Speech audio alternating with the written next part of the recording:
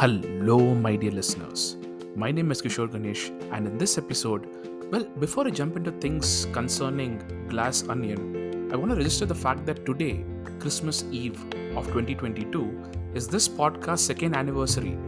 From a germ that kept growing in my head since 2014 to finally coming to life deep in the pandemic in December of 2020 to now, after 2 years and more than 100 odd podcast episodes, this podcast has been a fascinating and highly fulfilling journey, one that has allowed me to share my thoughts on one of the loves of my life, visual art, aka movies, TV, anime, and the like. But even the most dedicated of podcasters need to know that their content is being heard for them to continue.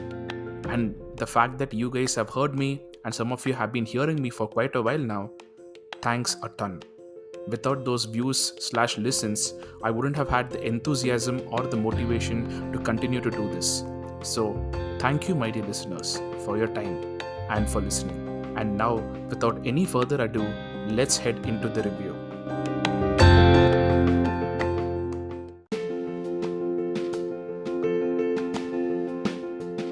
Rian Johnson's Glass Onion, a Knives Out mystery, stars Daniel Craig, Kate Hudson, Dave Bautista, Madelyn Cline, Kathryn Haan, Janelle Monáe, Edward Norton, Jackie Hoffman, and others, in addition to quite a number of big-name cameos, which will surely make you smile when you watch this film on Netflix.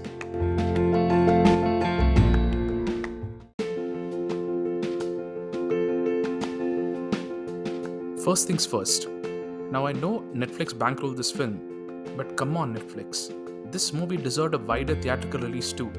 Nothing too extravagant, but the cost would have been far too high to distribute the film, but just maybe for like 2 weeks for us fans of murder mysteries who want to experience them on the big screen to just catch this film there. And now with this small gripe out of the way, let's head into the review. Oh yeah, before I forget, I'm gonna finish the review portion and will register that very clearly. Post that, I will head into spoiler territory just to air a few thoughts. So folks who have not watched this film, you can pause it there, finish the film, and then revisit the spoiler portion.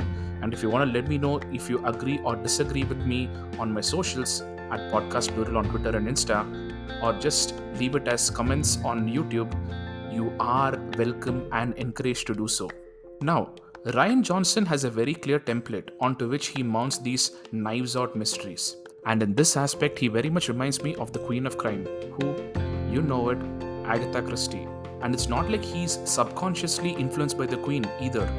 In many aspects, he's paying homage to her, the British actor who happens to play a southern gentleman, the exotic private island, and just a handful of characters who all will have a part to play in the mystery. The musical score, which reminded me of the excellent Poirot produced by ITV starring David Suchet, and even the apartment in which Benoit Blanc lives.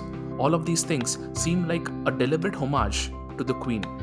Rian takes these British elements and fits them into the American milieu, and it's not just homaging, thing that's not even a word, that Rian does here.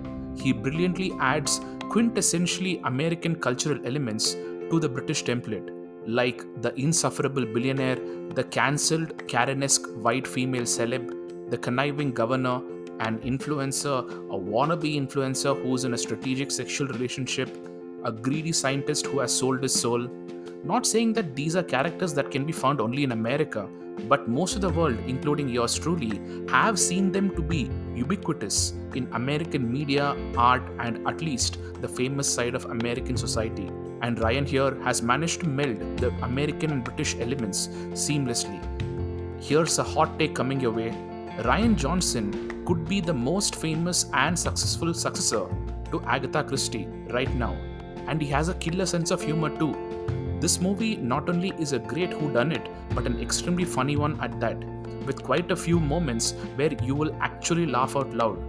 The whole movie has extremely good looking people, frame to frame, looking fashionable, which is of course what you would expect considering that the story is set on an exotic Greek island. The performances are all good, And I should really call out Dave Bautista's performance, not because it is any better than other people's performances here, but because who knew Bautista from WWE could go toe to toe with all these actors? The dude's really inspiring. The only flaw in the film is that it is predictable. If you look at it from the perspective of our universe, that is, where you have the benefit of having seen the first part of the Knives Out franchise. But if you choose to ignore your knowledge of the first film or have not seen it and get engrossed in this movie's universe, then you have a solid whodunit on your hands, and one that is severely cathartic. On the whole, Glass Onion, a Knives Out mystery, is a solid whodunit perfect for this festive period. Watch it with your friends with a glass of wine, or if you don't drink like me, with a glass of hot chocolate, and you will have a hell of a fun time. And listen up, folks, that ends the review portion of this podcast. Post this, we'll be heading into the spoiler territory. This has been your official warning. The spoiler that I want to rant a bit about is that what we have here is a bunch of deplorables, or as the movie calls them, shitheads. But for some reason, Rian, who certainly has a woke streak in him, not a complaint, just an observation, has decided to not punish these shitheads. The story only ends up handing Edward Norton his comeuppance, but the others, well, of course you can speculate that they will suffer, but the fact that you can't see their suffering on screen isn't quite as satisfying, is it? Of course, this only bothered me because unlike other whodunits, the woke element is a very integral part of this film. So, their lack of comeuppance kinda annoyed me. But hey, you can't have it all, can you? Once again, my name is Kishore Ganesh, this is the Vocal About Visuals podcast, and thank you, my dear listeners, for sticking with me for the past 2 years. If you like this content, please do consider subscribing on YouTube and on your preferred podcast platforms. Follow me on my socials at Twitter and Instagram for links to past and current episodes and for the occasional meme.